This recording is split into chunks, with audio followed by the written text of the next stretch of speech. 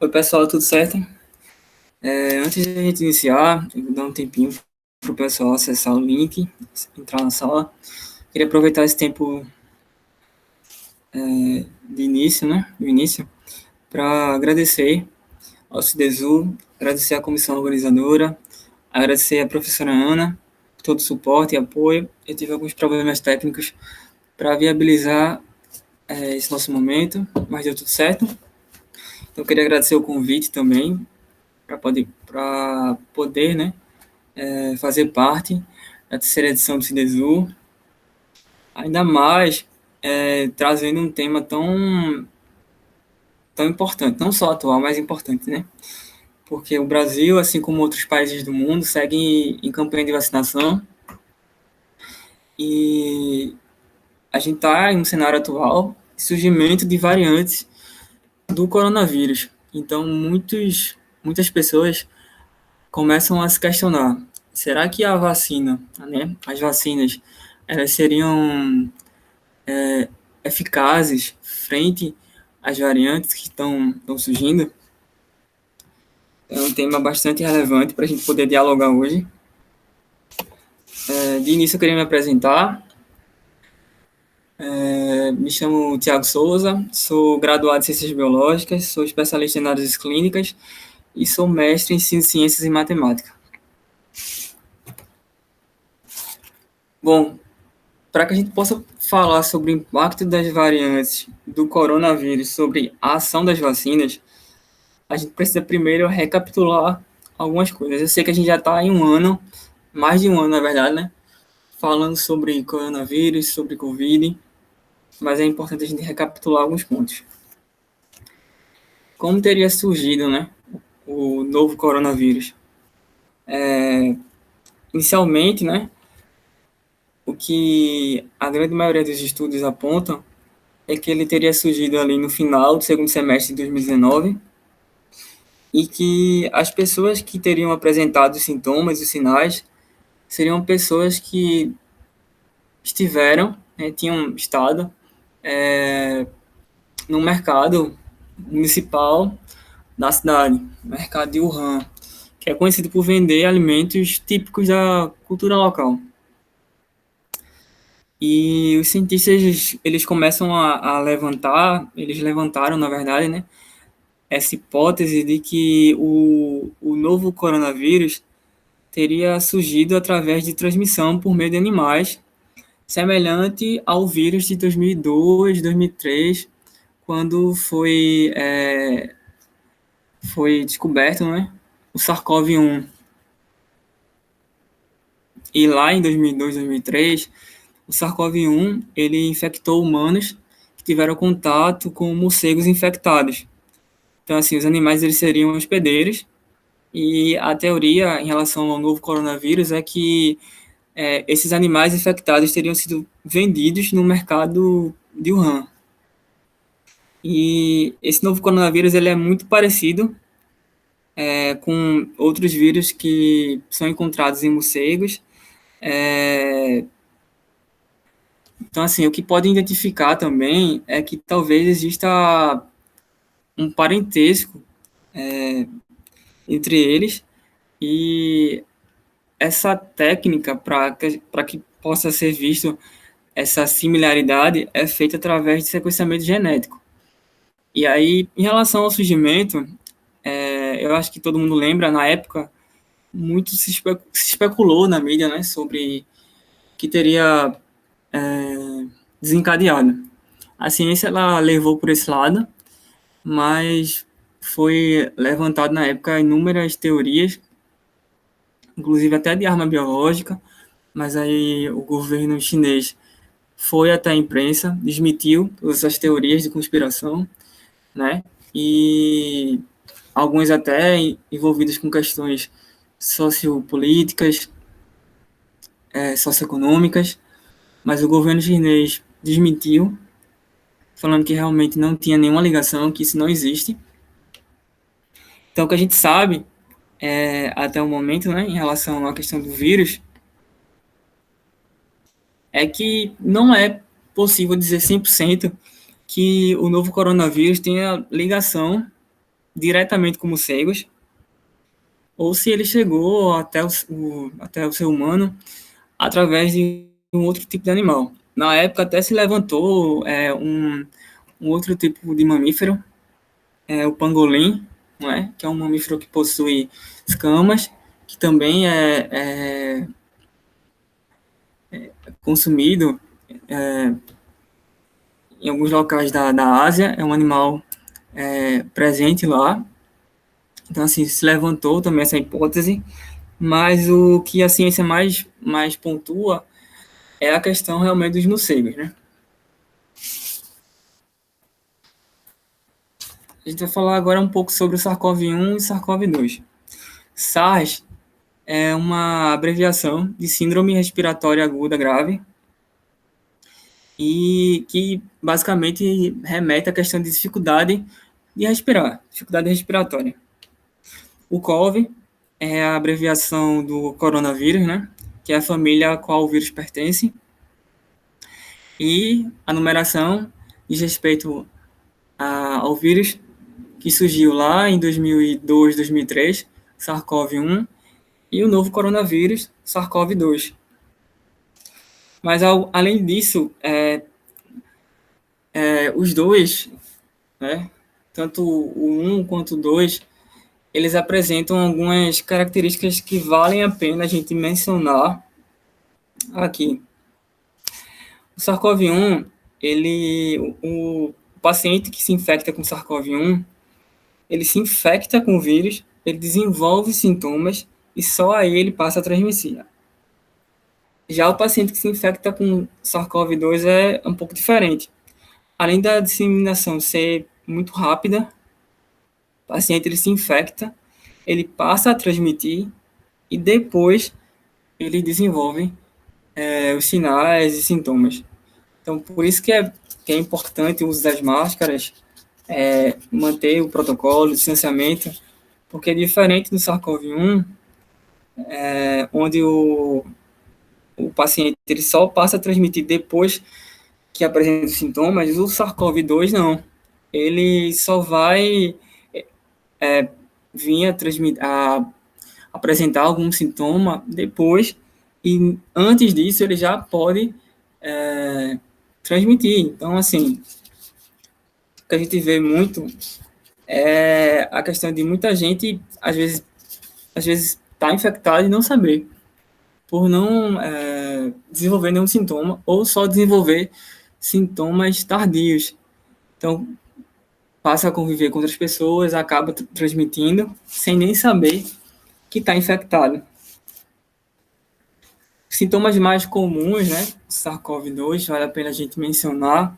Então, ali entre febre, tosse seca, cansaço. Já os sintomas menos comuns, dores, desconforto, dor de garganta, diarreia, conjuntivite, dor de cabeça, perda de paladar, olfato. E os sintomas mais graves, dificuldade de respirar, falta de ar, dor ou pressão no peito, perda de fala ou de movimento. Bom, não há tratamento precoce. Eu sei que é uma coisa que a gente discute muito e a gente fala muito também, a gente já ouviu muito na imprensa em relação a tratamento precoce, de acordo com os órgãos responsáveis, né, a OMS e tudo mais, não há tratamento precoce, não existe tratamento precoce. É até um pouco complicado quando a gente vê algum profissional de saúde falando sobre isso, sobre a existência de um possível tratamento precoce, porque não existe, né? Então, é até triste a gente ver. Então, qual seria o caminho para a gente tentar sair dessa pandemia? Seria, então, as vacinas, a imunização, imunidade de rebanho.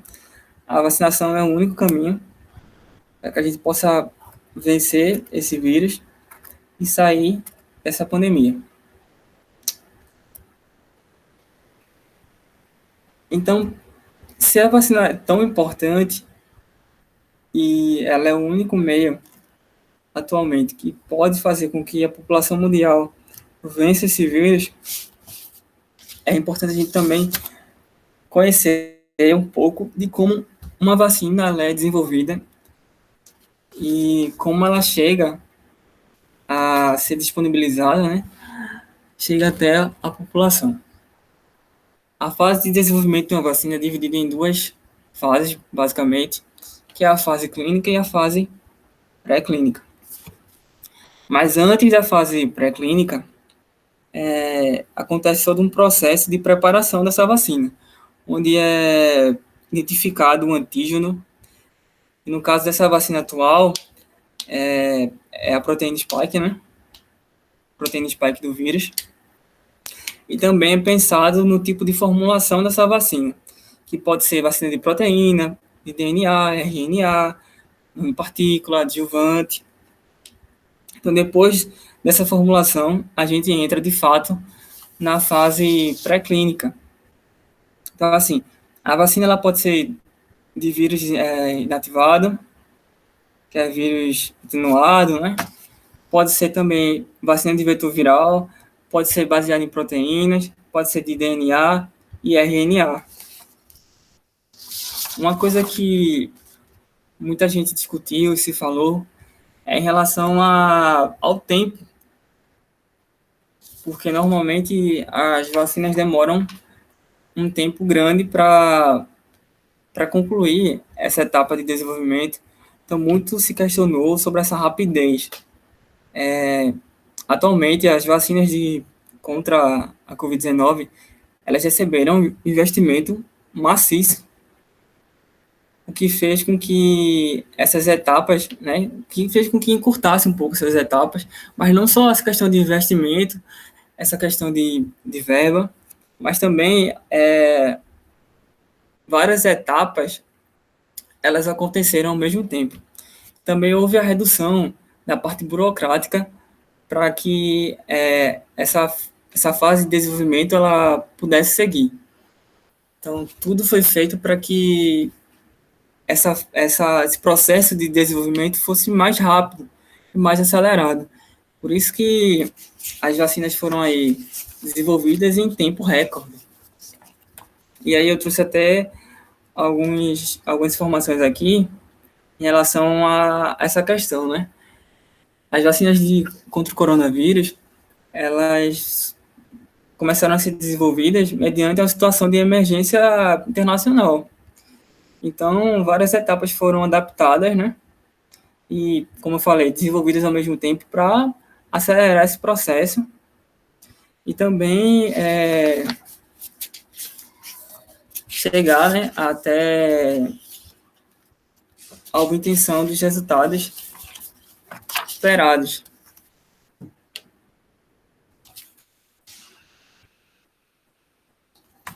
Bom, e aí nós temos as etapas de desenvolvimento das vacinas, né? Temos a parte da pesquisa básica e testes não clínicos, que é a identificação de possíveis candidatos à vacina. A parte de estudos clínicos, que já começa a ser aí realizado em humanos, após ter dados preliminares em animais e em testes de laboratórios. Para que a vacina chegue até esse ponto né, até o final dessas etapas, há um rigor muito grande, tanto que apenas 6% das vacinas elas conseguem chegar até a última fase. Na fase pré-clínica, né, é a fase que é realizada em testes em laboratórios, testes in vitro, testes em animais. E essa parte pré-clínica, o objetivo é pesquisar a segurança da vacina e sua capacidade de gerar anticorpos, né? Então, assim, se ela não conseguir ser eficaz em animais, ela é automaticamente reprovada e ela não consegue nem chegar nas outras fases. E já os estudos clínicos, né? Aí tem a fase 1, fase 2, fase 3 e a fase 4, que seria a fase de registro. A fase 1 é a primeira etapa dos testes em humanos para avaliação da segurança e de reações aceitáveis. Fase 2, a avaliação da dose, do esquema de vacinação e da imunogenicidade da vacina.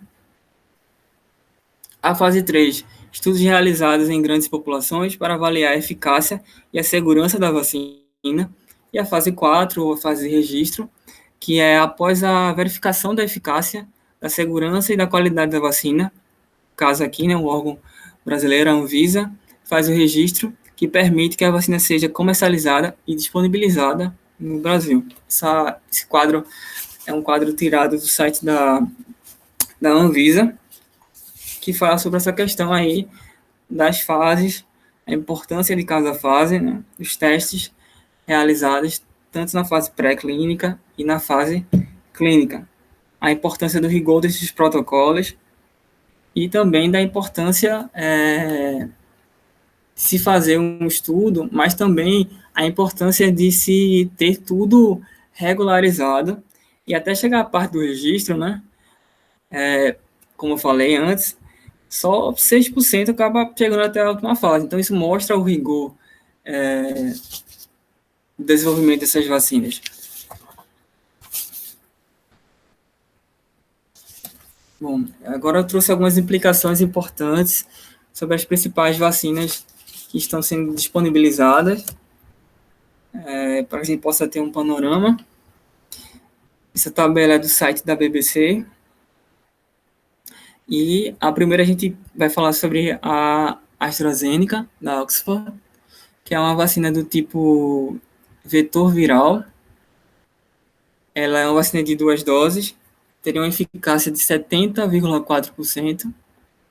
Depois a vacina da Moderna, que é uma vacina de RNA, também de 2 doses, com eficácia de 94,1%.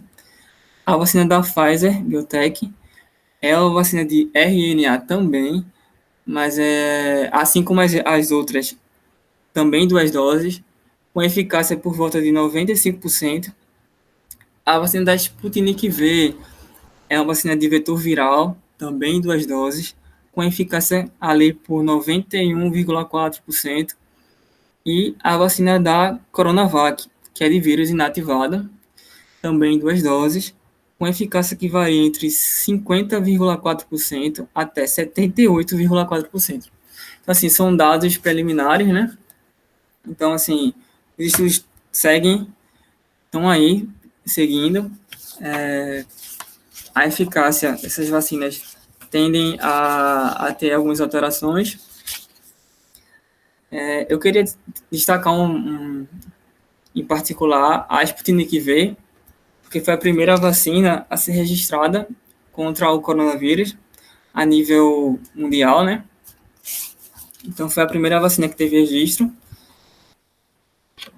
Só que ela recebeu autorização para ser distribuída aqui no Brasil recentemente, em comparação com a vacina da AstraZeneca, da Pfizer e da coronavírus. Quer dizer, da Coronavac, né? A Sinovac, que é a vacina em parceria com o Butantan. Eu trouxe também algumas implicações sobre 3 vacinas em particular, que foram vacinas que receberam autorização recente para ser distribuída no Brasil.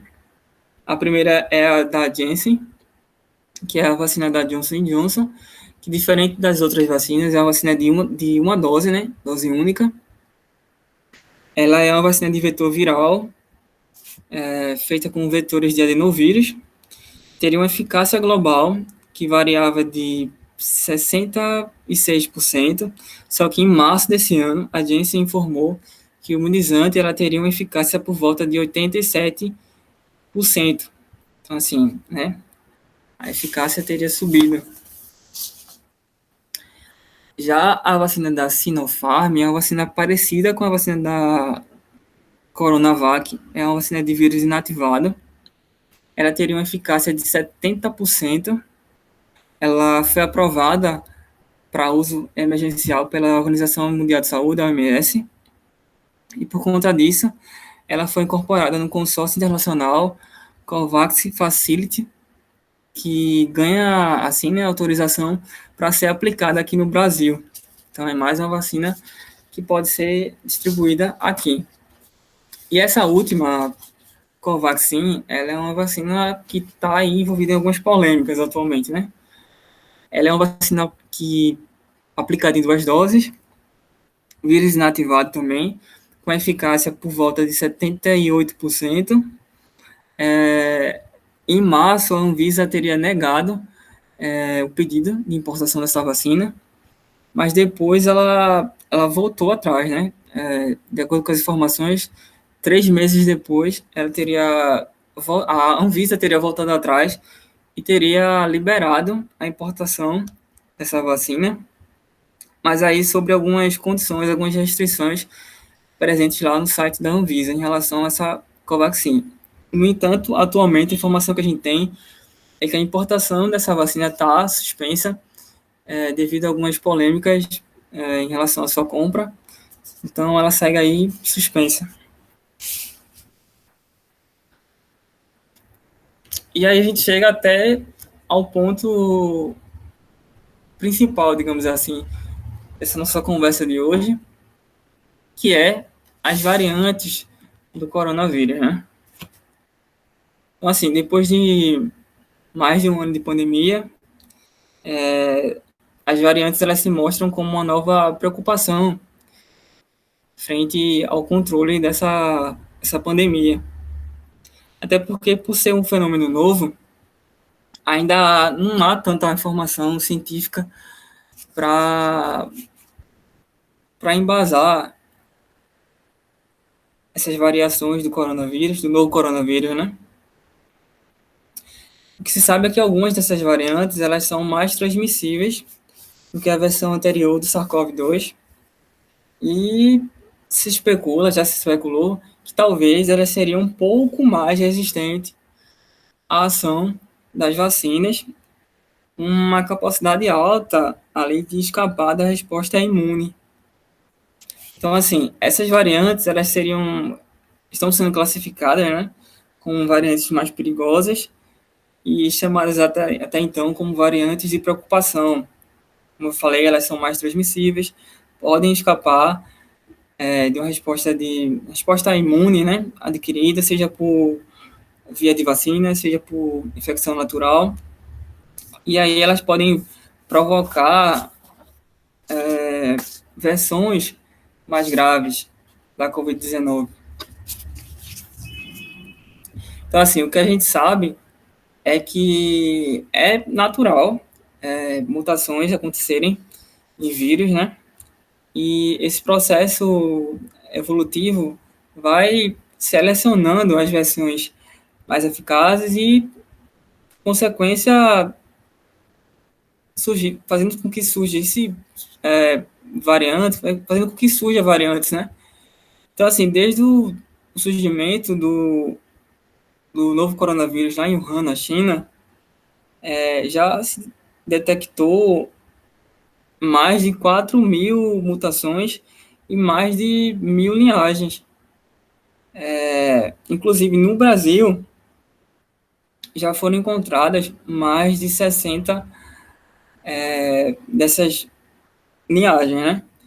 Então, assim, essas variantes estão aí causando preocupação a nível mundial.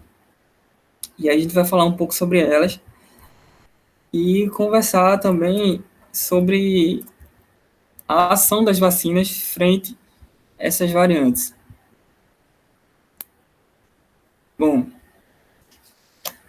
atualmente, né, como eu falei já antes, mais de 4.000 mutações, mais de 1.000 linhagens, só que 4 variantes elas preocupam a comunidade científica mundial. E a gente sabe que processo de mutação, né, processo de constante mutação é responsável por desenvolver versões mais perigosas do vírus. E a gente sabe que mutações aleatórias são normais, mas esse mecanismo evolutivo faz com que os vírus mais eficazes eles comecem a tomar o lugar das linhagens originárias, né? Então, a preocupação é que essas variantes elas comecem a se sobressair diante ou frente ao SARS-CoV-2.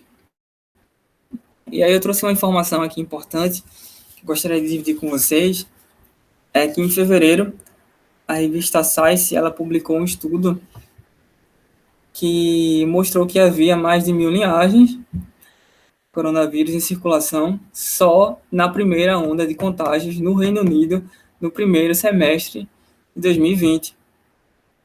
E aí o estudo fala que à medida que o vírus se espalha, infecta mais gente, as mutações vão sendo acumuladas, dando origem às variantes.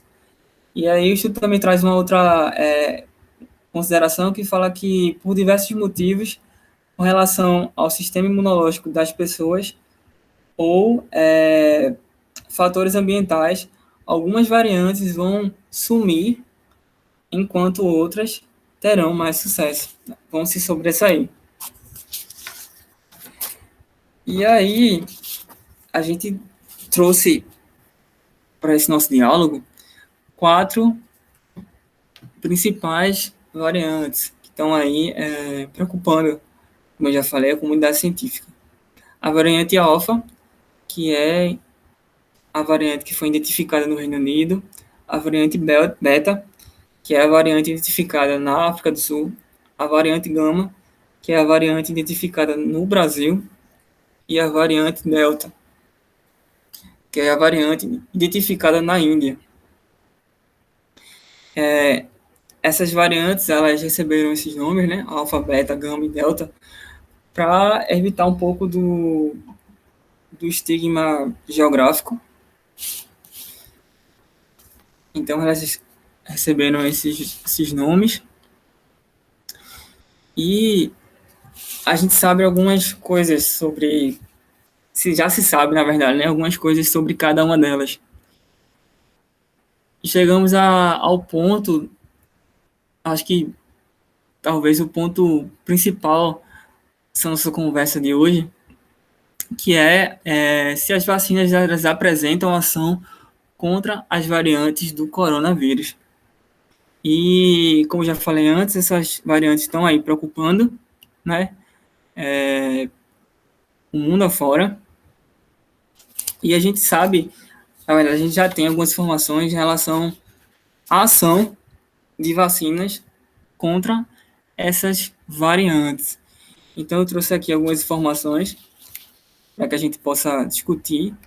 Em relação à variante alfa, as vacinas elas se mostraram efetivas, elas funcionam normalmente contra essa variante, e o que se tem de registro até agora é que os casos seguem caindo com o avanço da imunização a despeito da sua presença, ou seja, os casos da variante alfa seguem caindo com o avanço desse processo de vacinação.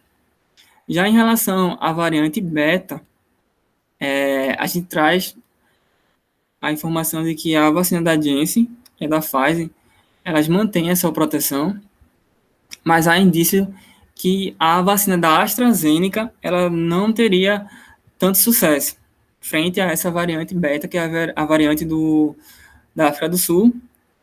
E o país, a África do Sul, o país, resolveu suspender o uso da AstraZeneca, tendo em vista que ela não teria ação, digamos assim, esperada, pelo menos frente aos casos estudados, né, os casos iniciais estudados. Já em relação à variante gama, que é a variante tida como a variante brasileira, a gente tem a informação seguinte, que a Coronavac, do Butantan, manteve sua capacidade de proteção em locais onde a gama estava aí se disseminando, e a Fiocruz, ela anunciou que a AstraZeneca ela também teria ação frente a essa mutação. E os estudos in vitro se mostraram positivos também quando ligados à questão do imunizante da Pfizer. Então, assim, os estudos in vitro da Pfizer se mostraram eficazes frente à variante Gama. Já em relação à variante Delta, que é a variante indiana, a gente tem a seguinte informação, né? Que as vacinas da Pfizer e da AstraZeneca, ambas com duas doses, elas trariam sim proteção, elas manteriam a proteção. E uma outra pesquisa realizada no Reino Unido mostra que ambas são altamente eficazes em reduzir hospitalizações. Então, assim, seria mais ou menos uma eficácia de 96% para a Pfizer e 92% para a AstraZeneca, frente à variante Delta. Em um estudo publicado pela revista Cell, com participação do Fiocruz, apontou que a variante Delta ela pode ser responsável, né, por aumentar aí o número, né, aumentar aí o risco de talvez uma terceira onda, uma reinfecção mediante, né, através dessa variante. Então, assim, sinalizou a alta capacidade de transmissão dessa variante e que ela precisa, sim, estar aí na mira da vigilância genômica, né, digamos assim.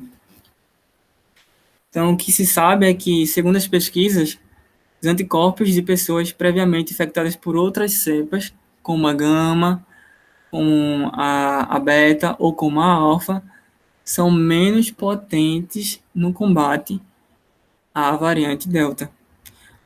Mas aí um dado importante que, né, deixa a gente um pouco mais tranquilo é que as vacinas elas ainda continuam aí efetivas frente a essas variantes e os imunizantes produzidos pela Pfizer e também pela AstraZeneca são capazes sim de neutralizar essa variante.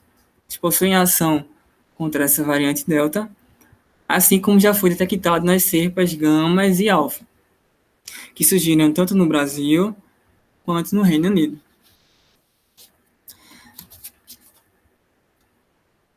E aí eu trouxe uma implicação importante do professor e virologista Fernando Spilk, que diz o seguinte: mesmo surgindo em vários cantos do mundo, as variantes guardam semelhanças em comportamento, sugerindo uma tendência de convergência evolutiva. O que seria essa convergência evolutiva, né? O que seria isso? Essa convergência evolutiva, ela pode apontar para um caminho bom ou para um caminho ruim, digamos assim. Porque pode ocorrer uma pequena diminuição em relação à resposta às vacinas, mas, por outro lado, a gente pode fazer uso disso para identificar as mutações e as mutações, no caso, as mutações mais consistentes e adaptar as doses a todas de uma vez. Então, para que isso possa ocorrer, para que a gente possa mapear, como eu já falei antes, é preciso manter essa vigilância genômica e manter o alerta em relação a essas variantes. Eu trouxe aqui uma reportagem de uma entrevista que o professor Fernando Spilk deu para a CNN, e ele faz uma colocação bem interessante. Ele fala que as novas cepas já substituem completamente as antigas linhagens. Então, ele diz que atualmente o Brasil ele vive praticamente uma outra pandemia. Então, ele diz que o vírus que está circulando no Brasil atualmente já não é mais um vírus lá, né, o SARS-CoV-2, e sim as variações dele. Então, isso é uma coisa que a gente tem que ficar em alerta. E aí eu trouxe uma implicação importante para a gente já se encaminhar para finalizar essa nossa conversa, que é um estudo recente, e eu trouxe uma reportagem aqui, e embaixo eu trouxe o estudo. A reportagem diz o seguinte: Genoma revela epidemia de coronavírus na Ásia, perdão, Oriental, há 20 mil anos. Aí diz assim: ao estudar a evolução do material genético humano, cientistas descobriram vestígios de uma doença que teria atingido atuais regiões como China, Mongólia, Japão. E aí eu trouxe a página da revista, da Current Biology, que publicou esse estudo, que teve a repercussão através do jornal The New York Times. E eu trouxe alguns dados relevantes desse estudo para a gente poder discutir sobre. Os pesquisadores desse estudo fizeram um estudo sobre DNA de humanos e concluíram que uma epidemia do coronavírus atingiu ali o leste asiático há cerca de mais ou menos uns 20 mil anos atrás. Esse estudo foi encabeçado pelo biólogo David Ednard, da Universidade do Arizona, que chegou a algumas considerações importantes, mas também preocupantes, porque isso mostra que o alto potencial, na verdade, mostra o alto potencial de mutação do coronavírus ao longo da história. Essa pesquisa analisou o DNA de humanos em mais ou menos 26 populações ao redor do mundo. Entre as pessoas do leste asiático, foi possível perceber uma mutação genética causada pelo vírus, pelo coronavírus, na verdade. Esse estudo utilizou dados do projeto Mil Genomas, que é o mais detalhado catálogo sobre variação genética humana já criado. Esse estudo também trouxe outras informações importantes, que mostra o seguinte, né? Ele fala que essa pandemia atingiu ali China, Japão, Mongólia, Coreia do Norte, Coreia do Sul, Taiwan e outros locais próximos, e que enquanto a doença se alastrava, uma seleção natural evolutiva acabou favorecendo genes humanos com mutações adaptativas favoráveis, e que provavelmente se fez com que a enfermidade atingisse a população de modo menos grave ao decorrer do tempo. E aí esse estudo trouxe uma implicação importante, que diz que esses genes são melhor analisados e podem indicar novos caminhos para a vacina, para as vacinas, na verdade, né, contra o Covid-19. Então, assim, os cientistas querem usar essa descoberta para algo positivo, né, e tentar aí encontrar novos caminhos no desenvolvimento dessas vacinas. Eu trouxe agora duas matérias para trazer um pouco aí de alegria, né, para a gente, que é recentemente Botucatu, vacinação em massa com AstraZeneca reduziu casos em 71%, diz o estudo.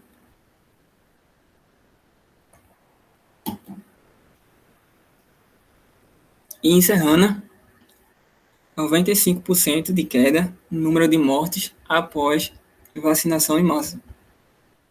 A gente está vendo notícias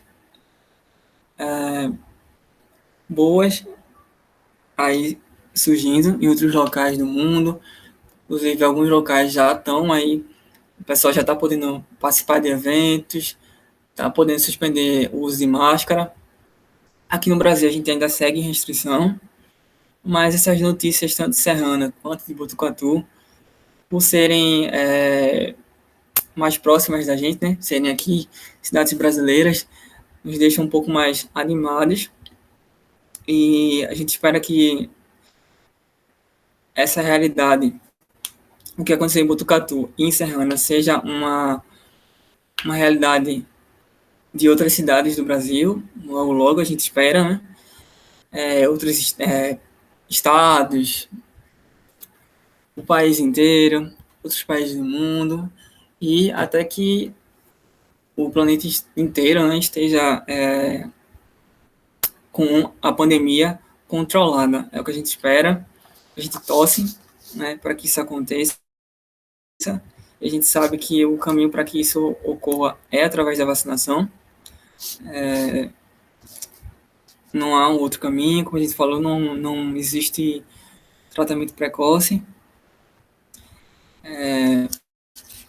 Mas vale deixar um último recado, assim, eu acho, nesse nosso momento aqui de discussão, é que, embora os imunizantes eles funcionem contra essas variantes, eu sei que mais estudos precisam ser feitos, mas os estudos iniciais mostram que sim, que elas funcionam, que os imunizantes funcionam frente a essas variantes.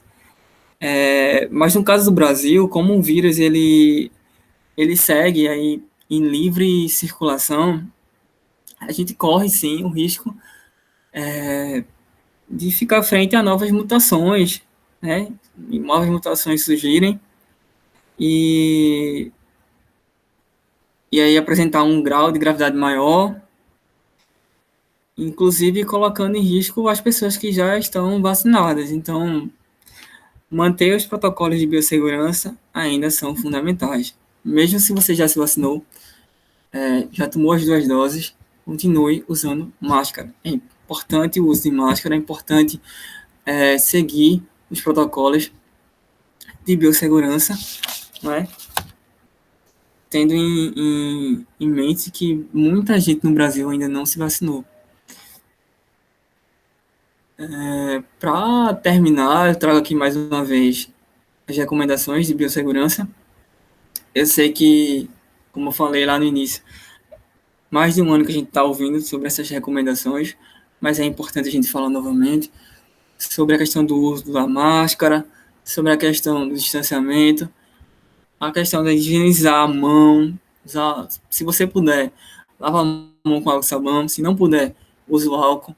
A importância também, né, de se ter a etiqueta respiratória, ao tossir, ao espirrar. E para a gente encerrar aqui, eu trouxe essa frase tão importante que a gente já ouviu tanto esses últimos tempos sobre a importância da vacina e que vacina ela salva, né? Vacinas salvam vidas.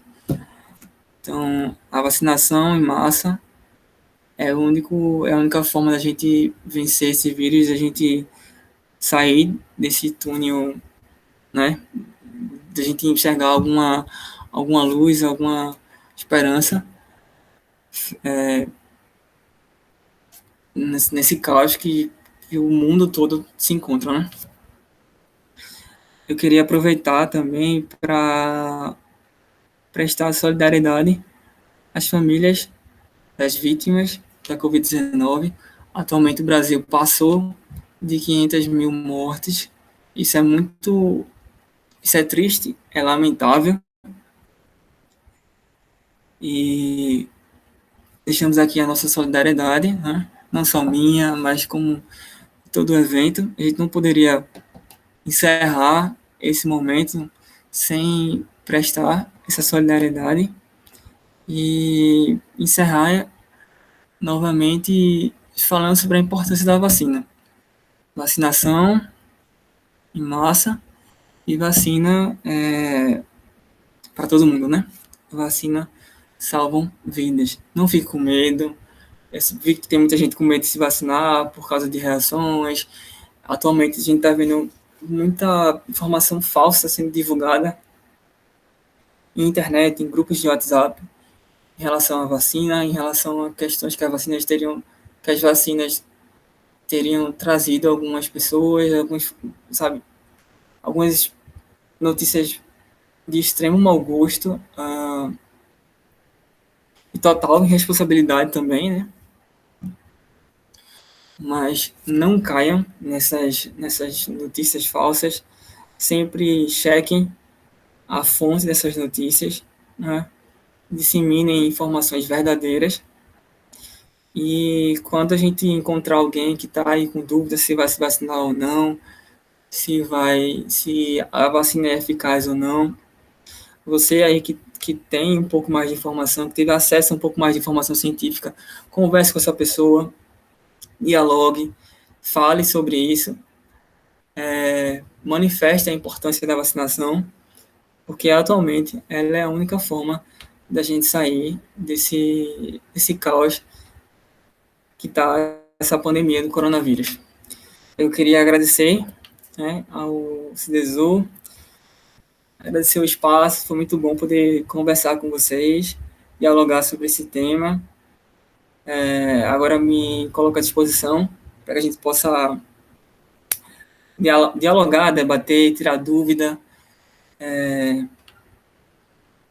e fazer algumas implicações, algumas considerações, certo?